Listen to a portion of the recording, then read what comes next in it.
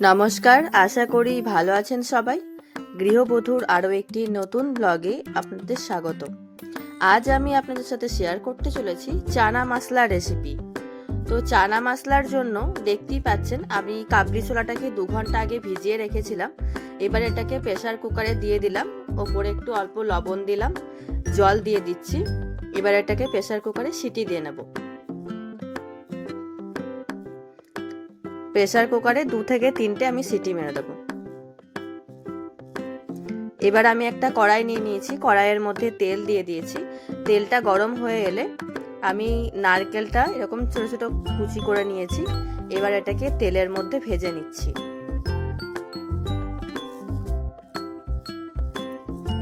আপনারা যদি নারকেল না পছন্দ করে থাকেন তো সেক্ষেত্রে নারকেল দেওয়ার প্রয়োজন নেই। নারকেলটাকে একটু লাল লাল করে ভেজে নেব। তো এবার ওই তেলের মধ্যেই আমি কয়েকটা গোটা গরম মশলা দিয়ে দিলাম, আর তেজপাতা দিলাম, আর একটু গোটা জিরে দিলাম। এবার এর মধ্যে আমি পেঁয়াজ ছোট ছোট করে কেটে রেখেছিলাম, পেঁয়াজটাকে দিয়ে দিলাম।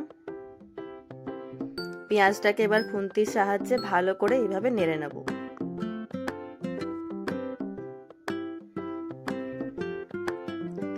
যতক্ষণ না পেঁয়াজটা থেকে তেল ছেড়ে দিচ্ছে ততক্ষণ এইভাবে নাড়িয়ে যেতে হবে।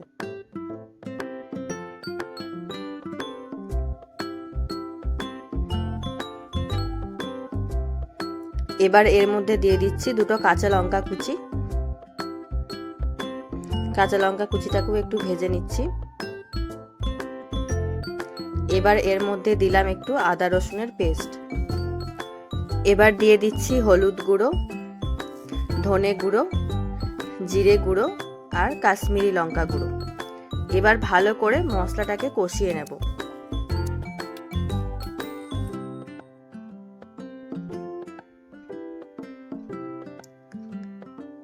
এবার এর মধ্যে আমি 2টো টমেটো কেটে রেখেছিলাম, তো 2টো টমেটো দিয়ে দিলাম।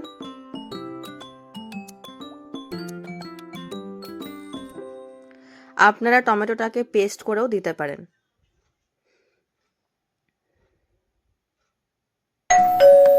ভালো করে খুন্তির সাহায্যে টমেটোটাকে গলিয়ে নিতে হবে।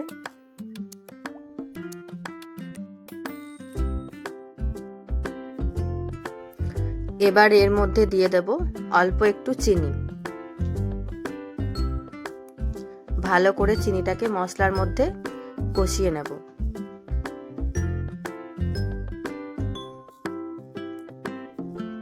মশলাটা যখন কষানো হয়ে যাবে এর মধ্যে আমি অল্প একটু জল দিয়ে দিয়েছি।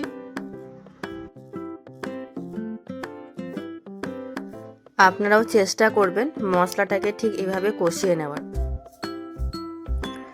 আপনারা যদি মনে করেন তো বাজারে এক চানা মশলা পাওয়া যায়, তো সেটাও আপনারা ইউজ করতে পারেন, কিন্তু আমি মশলা ছাড়াই এটা করেছি। তো দেখতেই পাচ্ছেন আমার কাবলি ছোলাটা সেদ্ধ হয়ে গেছে। এবার আমি যে মশলাটা তৈরি করেছি ওই মশলার মধ্যে কাবলি ছোলাটাকে দিয়ে দেব।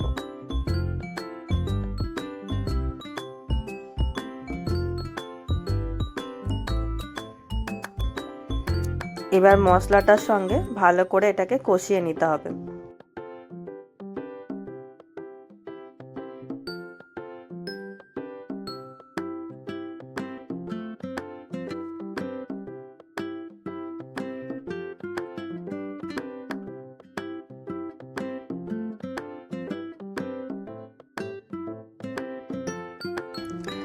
তো এইভাবে ভালো করে মশলার সাথে কাবলি ছোলাটাকে কষিয়ে নিতে হবে।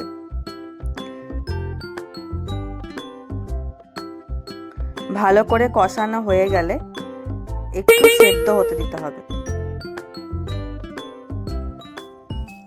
তো এবার দেখতেই পাচ্ছেন আমি যে নারকেলটা ভেজে রেখেছিলাম নারকেলটার উপরে ছড়িয়ে দিলাম।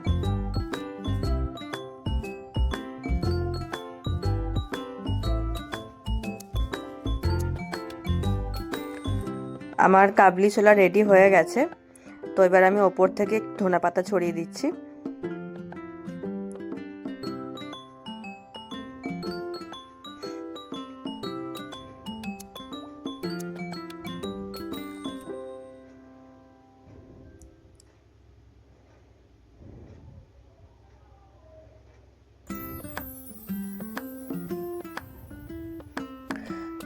আজকের রেসিপিটা আপনাদের কেমন লাগলো আমাকে অবশ্যই কমেন্ট করে জানাবেন।